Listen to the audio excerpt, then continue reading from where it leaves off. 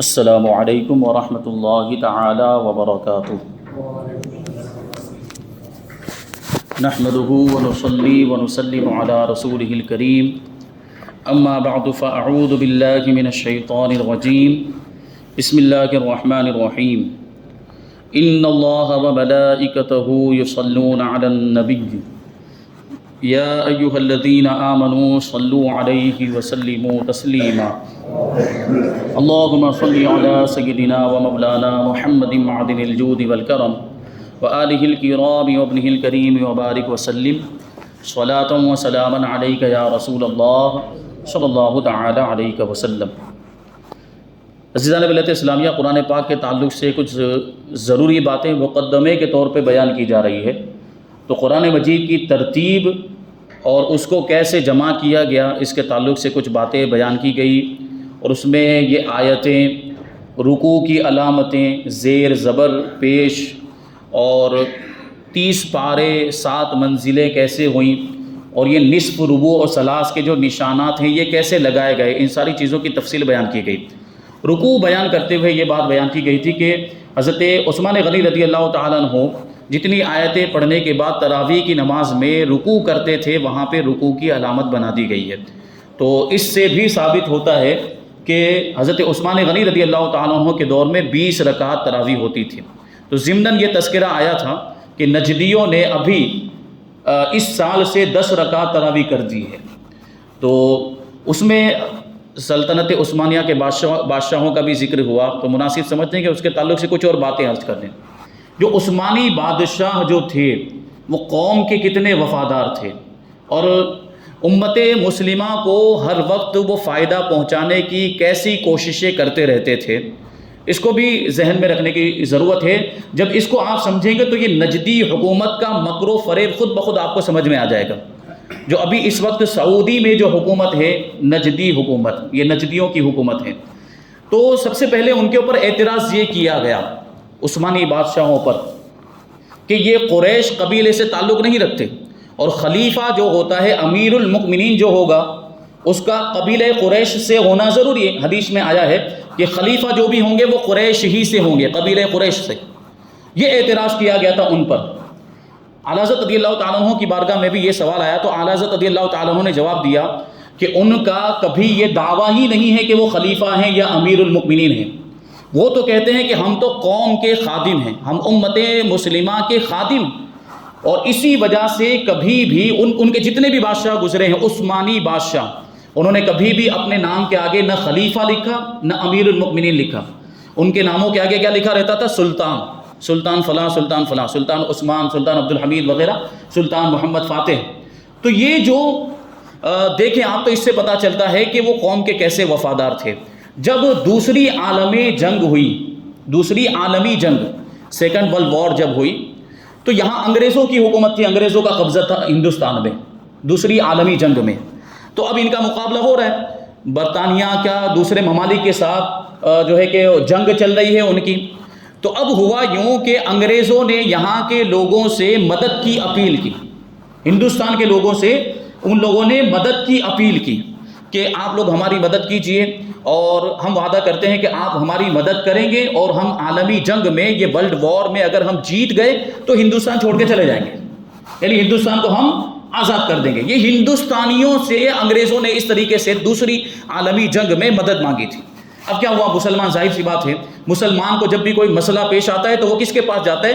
علماء کے پاس جاتا ہے، مفتیان کرام کے پاس جاتا ہے۔ تو مسلمان، ہندوستان کے مسلمان، جب یہ چیز ان کے سامنے آئی کہ انگریزوں نے مدد مانگی ہے یہاں کے لوگوں سے، تو ظاہر سی بات اس میں مسلمان بھی شامل تھے۔ تو انہوں نے سوال پوچھے علماء سے۔ اعلیٰ حضرت رضی اللہ تعالیٰ عنہ کی بارگاہ میں بھی یہ سوال آیا کہ انگریزوں نے اس طرح کی آفر کی ہے، کیا ہمیں یہ آفر ایکسیپٹ کرنی چاہیے، ہمیں اس کو قبول کرنا چاہیے، یعنی ہمیں ان کی مدد کرنی چاہیے؟ تو اعلیٰ حضرت رضی اللہ تعالیٰ عنہ نے ارشاد فرمایا کہ ہمیں تو سلطنت عثمانیہ کی مدد کرنی چاہیے، کہ وہ ہماری حکومت ہے، وہ ہمارے بادشاہ ہیں، انگریزوں کی مدد نہیں کرنی چاہیے۔ اور ظاہر سی بات انہوں نے کیا کہا کہ اگر ہم جیت گئے تو ہندوستان چھوڑ کر چلے جائیں گے۔ ارے جیت جائیں گے تو چھوڑیں گے کیوں؟ جب وہ جیت جائیں گے عالمی جنگ میں تو ہندوستان چھوڑ کر کیوں جائیں گے؟ ان کا تو پاور اور بڑھ جائے گا، ان کی طاقت اور بڑھ جائے گی۔ تو یہ جواب دیا تھا اعلیٰ حضرت رضی اللہ تعالیٰ عنہ کہ ہمیں عثمانی بادشاہوں کی مدد کرنی چاہیے، کیونکہ وہ ہماری حکومت ہے اور وہ ہمارے لوگ ہیں، ہمارے وفادار ہیں۔ اعلیٰ حضرت رضی اللہ تعالیٰ عنہ نے بھی ان کا سپورٹ کرنے کا مشورہ دیا تھا. تو یہ ہے وہ حکومت سلطنت عثمانیہ. تو انہوں نے کبھی بھی کوئی دعویٰ نہیں کیا کہ ہم خلیفۃ المسلمین ہیں یا امیر المؤمنین ہیں. اور دوسری طرف دیکھیں نجدیوں کو، تو یہ بھی کوئی قریش قبیلے سے تعلق رکھنے والے لوگ نہیں ہیں، بلکہ یہ عرب کے چرواہے ہیں. یہ نجد کے چرواہے، جانور چرانے والے انتہائی گھٹیا قسم کی قوم، ایک دم پسماندہ پچھڑی ہوئی قوم ہے یہ نجدی، جو اس وقت حکومت پر براجمان ہیں، جنہوں نے ناجائز قبضہ کیا ہوا یوں کہہ لیجئے. یہ بھی کوئی بہت معزز قبیلہ نہیں اور وہ کوئی بہت عزت والی قوم نہیں، شرافت والی قوم نہیں ہے. یہ ان کو بہت ہی گھٹیا سمجھا جاتا تھا، جانور چرانے والے. یہ نجد کے رہنے والے، جس کو بھی ریاض کہا جاتا ہے، انہوں نے نام رکھ دیا بدل کے ریاض. یہ وہاں کے رہنے والے ہیں اور اس طریقے سے مدینہ منورہ اور مکہ مکرمہ پر قابض ہو گئے، حجاز مقدس پر قبضہ کر لیا اور مقدس مقامات کو انہوں نے ڈھا دیا. یہ چرواہے کیسے ہیں؟ آپ اس کو یوں سمجھیں کہ اس زمانے میں عرب میں، اور ابھی بھی ہو سکتا ہے کہیں پر یہ ہو، وہ جانور چلانے کے لیے جو لوگ جاتے تھے تو ظاہر سی بات ہے جانور کو رسی سے باندھ کر لے کر کھینچ کر جانا پڑتا ہے. تو وہ جانوروں کو کھینچ کر لے کر جاتے تھے میدان میں، کھیت میں، جنگل میں، کہیں پر بھی. تو اب گرمی کا موسم، عرب تو گرم ملک ہے ویسے بھی، تو وہ لوگ کیا کرتے تھے، ایک رومال ہوتا تھا ان کے پاس، وہ رومال سر پہ رکھ لیتے تھے اور جانور کو ظاہر سی بات ہے چرنے کے لیے، چھوڑنے کے لیے رسی کھول دیتے تھے. تو اب وہ جو رسی ہوتی تھی اس رسی کو اپنے سر پہ ایسے لپیٹ لیتے تھے. یہ ہو گیا رومال اور اس کے اوپر رنگ، یہ جو ابھی ان لوگوں کا ٹریڈ مارک ہو گیا ہے، جو ان کی علامت ہو گئی ہے، ان کی نشانی. یہ عرب جو رومال پہنتے اور اوپر یہ جو رنگ پہنتے ہیں نا، یہ نجدیوں کی علامت ہے، یہ عرب کی علامت نہیں ہے. جو عرب کے اصل باشندے اور جو شرافت والے قبیلے، معزز قبیلے، ان کا یہ لباس نہیں ہے، یہ تو نجدیوں کا لباس ہے. اور ہمارے آج مسلمان بھائی، سنی بھائی، وہ ان کی کاپی کرتے ہوئے، ان کی نقل کرتے ہوئے اس طرح کا لباس پہننے لگ جاتے ہیں. وہ سر پہ رومال رکھ کے، وہ رنگ رکھ کے گھوم رہے ہوں گے. بھائی ان کے لباس کو نقل کرنے کی کیا ضرورت ہے ہمیں؟ یہ ان کا لباس ہی نہیں ہے. لباس جو اصل عرب کا لباس ہے وہ تو امامہ شریف ہے. حضور پاک صلی اللہ علیہ وسلم کی سنت کیا ہے؟ امامہ باندھنا. حضور پاک صلی اللہ علیہ وسلم اکثر و بیشتر ہم اپنی زبان میں کیا بولتے ہیں؟ صافہ باندھنا. یہ حضور پاک صلی اللہ علیہ وسلم کی سنت ہے. یہ رومال رکھ کے یہ رنگ رکھنا یہاں پر، یہ چرواہوں کی علامت ہے، یہ ان کی نشانی ہے. یہ چرواہے تھے. اور حدیث پاک کے اندر قیامت کی نشانیاں بیان کی گئی ہیں. اس میں ایک نشانی یہ ہے کہ ننگے پاؤں، ننگے بدن بکریاں چرانے والے بڑی بڑی عمارتوں میں فخر کریں گے. ننگے پاؤں، ننگے بدن بکریاں چرانے والے اونچی اونچی عمارتوں میں، لمبی لمبی بلند عمارتوں میں کیا کریں گے؟ فخر کریں گے ایک دوسرے پر. اب یہ آپ بتائیے کہ سب سے لمبی اور سب سے اونچی عمارت کہاں پر ہے؟ دبئی میں برج خلیفہ. کس کی بنائی ہوئی؟ نجدیوں کی بنائی ہوئی ہے. یہ قیامت کی نشانی ہے. حضور پاک صلی اللہ علیہ وسلم نے 1450 سال پہلے ہی ارشاد فرما دیا تھا کہ بڑی بڑی عمارتوں میں اترائیں گے. یہ اترا رہے ہیں یہ لوگ چرواہے. تو ان کی تو برائی بیان کی گئی ہے. بہرحال یہ جو سلطنت عثمانیہ یہ تھے تو یہ اسلامی بادشاہ تھے، مسلمانوں کے بڑے ہی خیر خواہ اور ہمدرد تھے اور مسلمانوں کی ہر وقت جو ہے کہ مدد کرتے رہتے تھے. بہرحال بات آ گئی ہے تو عرض کر دوں کہ ہمارے آپ کے معاملات یہ ہو گئے ہیں کہ جذبہ ختم ہوتا جا رہا ہے. اسلام کی حمیت اور غیرت ہمارے اندر سے ختم ہوتی جا رہی ہے. اسلام کے لیے قربانی دینے کا جذبہ ہمارے اندر نہیں. یہ جو بادشاہ تھے اسلام کے لیے کیا کیا انہوں نے کیا اور کتنی قربانیاں دی ہیں. اور ہمارا آپ کا معاملہ یہ ہے کہ ہم روزمرہ کے معاملات میں اور دین کے کاموں میں، ضرورتوں میں، اسی میں سے اوپر نہیں آتے. آج معاملہ یہ ہو گیا. ہمارے ایک بزرگ عالم دین نے لکھا فیس بک پر کہ غیر مسلموں کو ایک فلم نے جگہ دیا اور ہم کو ارطغرل غازی کے 7 سیزن بھی بیدار نہیں کر سکے. حالانکہ ارطغرل غازی سیریل ہے. ہمیں جذبہ بیدار کرنے کے لیے کسی سیریل اور ڈرامے کی ضرورت نہیں ہے. ہمارے پاس تو ہمارے مجاہدین اسلام کی سیرت موجود ہے، کتابوں میں موجود ہے، علماء بیان کرتے ہیں. ہمیں سیریل یا ڈرامہ دیکھنے کی ضرورت نہیں ہے. بہرحال انہوں نے ایک فکر دی کہ ایک فلم دیکھ کر، دا کشمیر فائلز کی طرف انہوں نے اشارہ کیا تھا کہ ایک فلم دیکھ کر ان کا معاملہ یہ ہو گیا کہ ان کے اندر مذہبی بیداری آ گئی اور اب ان کو مذہب کی فکر ہونے لگی. تو اب وہ مذہب کے نام پہ کیا کیا کر رہے ہیں دیکھ رہے ہیں نا آپ لوگ. ہندو راشٹر بنانا چاہتے ہیں پورے ہندوستان کو. اور ابھی رام نومی کے نام پہ اور نوراتری کے نام پر مدھیہ پردیش کے اندر، راجستھان کے اندر اور بہار کے اندر مسجدوں میں جھنڈے لگائے گئے، بھگوا جھنڈے، کیسری کلر کے جھنڈے مسجدوں میں لگائے گئے. مسجدوں کے مینار اور گنبد کو توڑا گیا، مسجدوں میں آگ لگائی گئی، مزاروں میں آگ لگائی گئی. اور مدھیہ پردیش کے اندر ابھی مسلمانوں کے گھروں پر بلڈوزر چلائے جا رہے ہیں. تھوڑا بھی غیر قانونی کچھ معاملہ ہے تو وہ آدمی، وہ غریب آدمی جس نے اپنی پوری زندگی کی پونجی لگا کر گھر بنایا ہوگا، ان گھروں کو توڑا جا رہا ہے، غریبوں کے گھروں کو توڑا جا رہا ہے مدھیہ پردیش میں غیر قانونی. اور ہم سوئے ہوئے ہیں بس.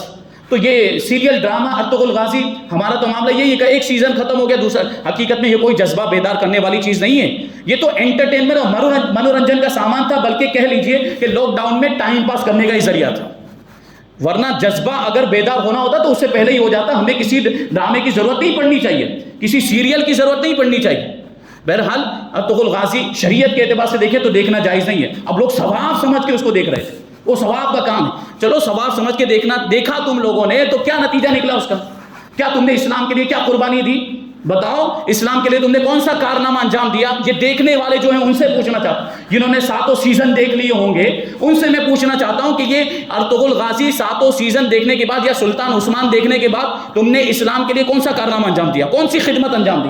سب وہیں کے وہیں پڑے ہوئے، جبکہ ان لوگوں نے ایک فلم دیکھی دا کشمیر فائل، جبکہ اس میں جھوٹ باتیں بیان کی گئی ہے، اور اس کی حقیقت آپ دیکھیں، اس کا پس منظر جب وہ پنڈتوں کو مارا گیا تھا تب ہندوستان میں زیادہ تر بی جے پی کی حکومت تھی، اور بی جے پی نے اس وقت بالکل بھی آواز نہیں اٹھائی تھی، جب یہ معاملہ ہوا تھا تب کسی نے کوئی آواز نہیں اٹھائی، تو اب آواز اٹھانے کا کیا مطلب؟ یہ پروپیگنڈا ہے، یہ مسلمانوں کے خلاف سازش ہے، اور یہ 2024 کے الیکشن کی تیاری ہے، ورنہ آپ دیکھیں تو فلمیں اس سے پہلے بھی بنی ہیں، اور فلمیں بین کر دی گئی ہیں، ایسی فلمیں جس میں مسلمانوں پر ہوئے ظلم و ستم کو دکھایا گیا، گجرات فائلز، اور اس طرح کشمیر پر دوسری فلمیں بھی بنی ہیں۔ فلموں کی بات نہیں کرنا چاہتا، لیکن آ گئی ہے بات وہ دا کشمیر فائلز کی، اس وجہ سے کہنا پڑتا ہے کہ ہمارا نوجوان بس وہ منورنجن کے لیے، انٹرٹینمنٹ کے لیے دیکھتا چلا جا رہا ہے، اور اسے پتہ ہی نہیں چل رہا کہ اس کے ذہن کو کیسے یہ جو ہے کہ ذہن سازی کی جا رہی ہے، یا سمجھے کہ کیسے برین واش کیا جا رہا ہے، اور کیسے اسلام کے خلاف زہر گھولا جا رہا ہے فلموں کے ذریعے سے، کیونکہ وہ لوگ جانتے ہیں یہ فلم ایک ایسا مادھیم اور ذریعہ بن گیا ہے کہ اس کے ذریعے سے ہم کوئی بھی بات آسانی کے ساتھ لوگوں تک پہنچا سکتے ہیں، کیونکہ اب تو ہر کوئی مبتلا ہوا ہے نا اس کے اندر، تو یہ فلموں کا استعمال کر رہے ہیں اسلام کے خلاف، اسلام کو ختم کرنے کے لیے، اور یہاں پر ہندو راشٹر بنانے کے لیے۔ آپ کو معلوم ہونا چاہیے کہ RSS والوں نے یہ ہندو راشٹر کا سمویدھان ابھی سے بنا کے رکھا ہوا ہے، دستور، کہ جب ہندو راشٹر بنے گا تو ہم یہ دستور لاگو کریں گے، یہ سمویدھان لاگو کریں گے، اور ہم سوئے ہوئے، ہمیں کچھ پتہ ہی نہیں۔ انہوں نے سب دفعات بھی لکھ دی کہ مسلمانوں کے لیے کوئی رعایت نہیں ہوگی، حکومت کی طرف سے کوئی سہولت ان کو نہیں ملے گی، اور وہ اپنی ذاتی کوئی پراپرٹی نہیں خرید سکیں گے، ان کا کوئی ذاتی مکان نہیں ہوگا، نہ ذاتی دکان ہو سکے گی، سب کچھ کرائے کا ہوگا اگر مسلمان رہنا چاہتے، یا تو پھر چھوڑ کر چلے جائیں۔ یہ ہندو راشٹر کے سمویدھان میں لکھا ہوا ہے، اور ہمارے کانوں پر تو جو تک نہیں رینگ رہی ہے، بس ہم تو بس وہی فلموں میں، ڈراموں میں بزی ہیں، اور ہمیں اسلام کے تعلق سے اور اسلام پر کیسے حملے ہو رہے ہیں اور اسلام کو کیسے چیلنجز کا سامنا ہے اس سے ہم بالکل بے خبر ہیں۔ اللہ تبارک و تعالیٰ توفیق عطا فرمائے۔ آج ہمارے آپ کے معاملات تھے کہ بس وہ جذبہ، بس ایسی بات کریں گے، ابھی تھوڑی دیر کے لیے دیکھ لیا، کوئی سیریل دیکھ لیا تو آپس میں گفتگو ہوگی کہ ہاں یار یہ تو صحیح دکھایا، یہ وغیرہ، لیکن جب میدان عمل میں آنے کی بات آتی ہے نا، جب کچھ کر کے دکھانے کی، ابھی بھی ہندو راشٹر بنا نہیں ہے، ابھی بھی وہ جمہوری حکومت ہے، سیکولر حکومت ہے، ابھی بھی قانون کا سہارا لے کر بہت کچھ کیا جا سکتا ہے، ابھی بھی ہم اپنی قوم کے لیے، اسلام کے لیے بہت کچھ کر سکتے ہیں۔ ہمارے درمیان الحمدللہ نوجوانوں میں ایڈوکیٹ بھی ہے، جنہوں نے لا کیا ہے، جنہوں نے قانون کی پڑھائی کی ہے، وہ اپنی پڑھائی کا صحیح استعمال کر سکتے ہیں، ورنہ تو وکیل بدنام ہے جھوٹ بولنے میں، کہ یہ جو پوسٹ ہے، یہ جو عہدہ ہے، یہ جھوٹ بولا جاتا ہے، اس میں جھوٹ بول کر کماتے ہیں، حالانکہ اسی وکالت کو وہ اگر صحیح ڈھنگ سے استعمال کریں تو اسلام کا بہت بڑا کام ہو سکتا ہے، اور اسلام کی بہت مدد ہو سکتی ہے، اور سب سے بڑی مدد تو یہ ہے کہ ہم اپنے عمل کے ذریعے سے اسلام کو زندہ کریں۔ آج ہو رہا ہے نا، ہم یوں بیچ میں آپس میں بیٹھ کر بات تو کر لیں گے کہ بھائی بہت یہ ہو رہا ہے، غیر مسلم جو ہے کہ حملے کر رہے ہیں، مار رہے ہیں مسلمانوں کو، اور مسلمانوں کے گھروں کو جلا رہے، یہ ہو رہا ہے، افسوس کر لیتے ہیں، لیکن ہم عمل کیا کر رہے ہیں وہ دیکھیں نا۔ ہم نے اسلام پر عمل کیا، حجاب کے اوپر پابندیاں لگی کرناٹک میں کہ پردہ نہیں کر سکتے، اور اسکول کے اندر یونیفارم پہن کے آنا پڑے گا وغیرہ، تو ہم نے کیا کیا، ہماری آپ کی مائیں، ان کا تو اعتراض یہ تھا نا کہ تقریباً 80% مسلمان عورتیں پردہ نہیں کرتی، حجاب نہیں پہنتی، اس کا مطلب کیا اسلام میں ضروری نہیں ہے، تو جو چیز ضروری نہیں ہے تو اس کو یہاں پہ لاگو کرنا بھی ضروری ہے، ہٹا دیا جائے۔ تو اسی طرح ہمارے آپ کے معاملات تو یہ بھی ہے نا کہ تقریباً وہی 75% ہماری آبادی ایسی جو نماز نہیں پڑھتے، تو آگے وہ اعتراض یہ بھی تو کر سکتے ہیں کہ مسلمان 75% نماز نہیں پڑھتے، نماز پر بین لگا دو، نماز ختم۔ یہ ہمارے آپ کی کرتوتیں ہیں، یہ جو کچھ بھی ہو رہا ہے ہمارے اعمال کی وجہ سے ہو رہا ہے۔ ہونا تو یہ چاہیے تھا کہ جب حجاب پر پابندی لگی نا تو ہماری ساری مسلمان بہنوں کو پردے کی پابندی کرنا شروع کر دینا چاہیے تھا، ساری 100% پر بہنوں کو۔ تو یہ انگریزوں کے زمانے میں جو فتویٰ دیا تھا علامہ فضل حق خیرآبادی رحمۃ اللہ تعالی علیہ نے جو انگریزوں کے خلاف فتویٰ دیا تھا، تو جہاد کا جو فتویٰ دیا تھا، جو جہاد کا فتویٰ، یہ آزادی اور غلامی، یہ تو دنیاوی معاملات ہیں، تو اس میں تو جہاد کا فتویٰ کوئی مطلب نہیں تھا. وہ بات تھی اسلام کی، وہ شعائر اسلام کی بات تھی، اور اسلام کی جو علامتیں ہیں ان پر پابندی لگانے کی بات تھی. انہوں نے نمازوں پر پابندیاں لگانا شروع کر دیا تھا، اور اسلامی احکام پر عمل کرنے پر وہ رکاوٹ بننے لگے تھے انگریز. تب جا کے علامہ فضل حق خیرآبادی رحمۃ اللہ تعالی علیہ نے انگریزوں کے خلاف جہاد کا فتویٰ دیا تھا. اب آپ دیکھیں یہاں کیا ہو رہا ہے، اس زمانے میں وہی سب باتیں ہو رہی ہیں، اسلام پر پابندیاں لگ رہی ہے. ابھی آپ دیکھیں تو یہ لاؤڈ اسپیکر پہ پابندی لگنے والی ہے. ان قریب یہ اذانیں جو ہم دے رہے ہیں نا، یہ اذانیں بند ہو جائے گی. مطلب اب مائک میں اذان ہم نہیں دے پائیں گے، لاؤڈ اسپیکر میں. تو یہ دھیرے دھیرے سلسلہ آگے بڑھتا جائے گا. بیدار ہونے کی ضرورت ہے، جاگنے کی ضرورت ہے. کب تک سوتے رہیں گے ہم؟ تو ہمیں قانون کا سہارا لے. ابھی میں آپ کو یہ نہیں کہہ رہا ہوں کہ جنگ کرنے کے لیے، جہاد کے لیے نکل جائیں، وہ وقت بہت قریب آنے والا ہے. حالانکہ وہ وقت بھی آئے گا ان قریب کہ ہمیں جہاد کرنا پڑے گا اپنے وجود کے لیے. جنگ کرنی پڑے گی جب اسلام پر آنچ آئے گی، جب اسلامی احکام پر آنچ آئے گی، جب شریعت مصطفیٰ پر آنچ آئے گی تو ہمیں جہاد کرنا پڑے گا. اس کے علاوہ کوئی چارہ نہیں ہے. لیکن ابھی ہم قانونی کارروائی کر سکتے ہیں، ہم اپنی حق کی لڑائی لڑ سکتے ہیں، اور ہم اس کے لیے کوشش کیوں نہیں کر رہے ہیں؟ تو ابھی لاؤڈ اسپیکر پہ پابندی لگی، پھر نمازوں پہ پابندی لگنے لگ جائے گی. تو یہ سب معاملات ہوں گے، ہمیں اس کے لیے ابھی سے تیار رہنا ہے. تو یہ بڑی جو ہے کہ دل کا جو درد ہوتا ہے وہ بیان کیا جاتا ہے. اللہ تبارک و تعالی ہم سب کو صحیح توفیق عطا فرمائے. اپنے عمل کے ذریعے سے اسلام کو زندہ کریں. ہمارا لباس بھی اسلامی نہیں، ہمارا چہرہ اسلامی نہیں، ہمارا اخلاق و کردار اسلامی نہیں ہے. ہمیں دیکھ کر کوئی نہیں کہہ سکتا کہ ایک مسلمان جا رہا ہے. جبکہ صحابہ کرام کی زندگی کو دیکھیں، مجاہدین اسلام کی زندگی کو دیکھیں، وہ زندگی کے ہر موڑ پر کامیاب کیوں ہوتے تھے؟ کیونکہ وہ اسلام کی چلتی پھرتی تصویر بن چکے تھے. اس لیے اللہ تبارک و تعالی ہر میدان میں ان کی مدد فرماتا تھا. صحابہ کرام ہر جنگ میں جیت کے آتے تھے، ہر جنگ میں ان کو فتح ملتی تھی. مجاہدین اسلام کے واقعات آپ سنیں، صلاح الدین ایوبی کے واقعات آپ سنیں، تو وہ جہاں میدان کے شہسوار تھے، وہیں رات میں تہجد گزار، یعنی راتوں رات پوری رات اللہ تعالیٰ کی عبادت کرتے ہوئے گزارتے تھے صلاح الدین ایوبی. اور اسی طرح جو بھی مجاہدین گزرے ہیں ان کا یہ کردار تھا. اسلام پر ایسا وہ عمل کرتے تھے، تب جا کے ان کی مدد ہوتی تھی. ہمیں عمل نہیں کرنا ہے، ہمیں اسلام پر عمل نہیں کرنا ہے، نمازیں نہیں پڑھنی، روزہ نہیں رکھنا ہے، اور پھر ہم سوچتے ہیں کہ مدد آئے گی مدد آئے گی. ایسے تھوڑی آئے گی. پہلے ہمیں اسلام پر عمل کرنا پڑے گا. جنگ بدر میں مدد آئی تھی، 313 صحابہ کرام تھے، 1000 پر غالب آ گئے تھے. کیوں؟ کیونکہ ان کا کردار بھی ویسا تھا، وہ اسلام پر عمل بھی ویسے کرتے تھے، اور ان کے اندر وہ جذبہ تھا اسلام کے لیے قربانی دینے کا. لیکن ہمارا یہ جذبہ بالکل سرد پڑ گیا ہے، بالکل ٹھنڈا پڑ گیا ہے. اللہ کی پناہ. آگے انشاءاللہ تبارک و تعالیٰ قرآن کی حفاظت کے تعلق سے کچھ باتیں عرض کریں گے. تو یہ جو نجدی حکومت ہے، یہ نجدی حکومت، ان کا بھی تو ہے قریش سے کوئی تعلق نہیں. بعض اوقات یہ دیکھا جاتا ہے ہمارے آپ کے کچھ لوگ، ہمارے سنی بھائی، یہ معاملات ہیں، ان کے پیچھے جا کے نمازیں پڑھنے لگ جاتے ہیں. نجدیوں کے پیچھے آپ یہ بات یاد رکھیں، نماز نہیں ہوتی. اگرچہ ہم حج کرنے کے لیے گئے، عمرہ کرنے کے لیے گئے، ان کے پیچھے نماز نہیں پڑھ سکتے. اب بعض لوگ کیا کہتے ہیں، حضرت ہم تو کھڑے ہو جاتے ہیں اور ہم نیت کرتے ہیں کہ ہم حضور کے پیچھے نماز پڑھ رہے ہیں. ہم کس کے پیچھے؟ چلیے بظاہر ایسا لگے گا بہت عشق والی بات کرتی بھائی، ہم تو حضور کے پیچھے نماز پڑھ. لیکن بھائی مسئلے کے حساب سے دیکھو، پریکٹیکلی دیکھو تو امام کا ظاہری طور پر سامنے موجود ہونا ضروری. ہمارا عقیدہ ہے کہ نبی پاک صلی اللہ علیہ وسلم زندہ ہیں اپنی قبر مبارک کے اندر، یہ ہمارا عقیدہ ہے. لیکن امام کا ظاہری طور پر سامنے ہونا ضروری ہے. امام کی حالت مشتبہ نہیں ہونی چاہیے، امام کی حالت ہم پر ظاہر ہونی چاہیے. حضور پاک صلی اللہ علیہ وسلم، ہمارا عقیدہ ہے کہ قبر مبارک میں زندہ ہیں، لیکن ہماری نگاہوں کے سامنے تو نہیں ہے. اب حضور پاک صلی اللہ علیہ وسلم قبر مبارک میں نماز پڑھ رہے ہیں کہ نہیں پڑھ رہے ہیں؟ نماز پڑھ رہے ہیں تو کون سی حالت میں، ہم کو کیسے معلوم؟ تو یہ نیت کرنا یہ بیکار ہے، اور اس طرح کی بات لوگوں میں پھیلانا یہ گمراہ کرنا ہے لوگوں کو.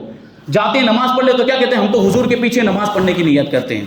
ان کے پیچھے نماز ہوتی نہیں ہے. ہاں یہ ایک طریقہ ابھی اپنایا جا سکتا ہے. ہم نے خود جا کے تجربہ کیا ہے کہ ان کی نماز کا جب وقت ختم ہو جائے تو ہم مل کر جائیں، کوئی عالم دین ہو اپنے ساتھ یا حافظ قرآن ہو، ان کو لے کر چلے جائیں. ان کی نماز کا وقت ختم ہو جانے کے بعد، اور وہاں جا کے حرم میں آپ نماز پڑھیں، جماعت کے ساتھ نماز پڑھیں، کوئی روک ٹوک نہیں ہے. یہ بیکار میں ہوا پھیلایا ہوا ہے. پہلے ہو سکتا ہے یہ پابندی رہی ہو کہ جماعت کے ساتھ وہاں جب نماز ہو رہی ہے تبھی پڑھ سکتے ہیں، آپ الگ سے جماعت نہیں کر سکتے. یہ ہو سکتا ہے پہلے پابندی ہو، لیکن اب ایسی کوئی پابندی نہیں.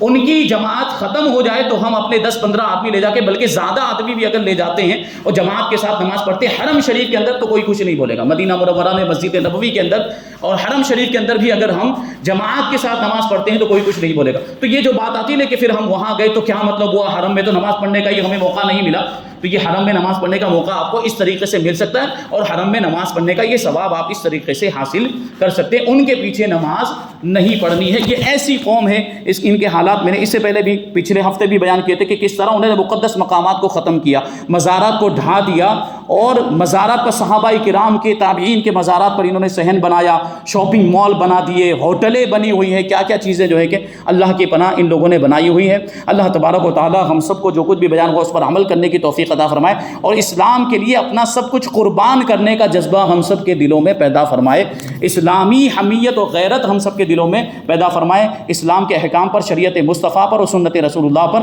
ہم سب کو عمل کرنے کی توفیق عطا فرمائے، اور نور قرآن سے ہم سب کے دلوں کو روشن اور منور فرمائے۔ وما علینا الا البلاغ۔ السلام علیکم۔